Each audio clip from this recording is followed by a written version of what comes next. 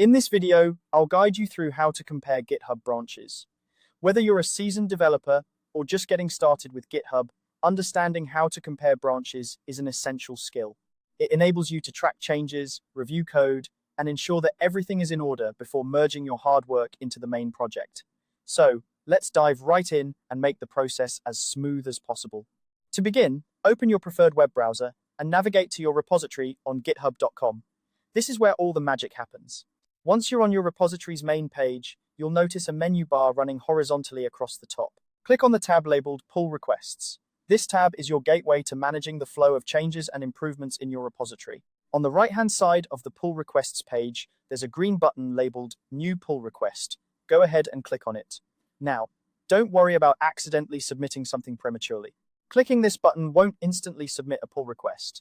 Instead, it will lead you to a safe zone, the comparison dashboard view, where you can carefully set up and review your comparison. Now that you're in the comparison view, you'll see a comparison bar layout featuring two crucial drop-down menus, Base and Compare. Let's break down what each of these means. The Base menu is where you select your stable landing target branch. This is typically the main or master branch, which serves as the backbone of your project. It's the branch you want to compare against to see how your changes stack up.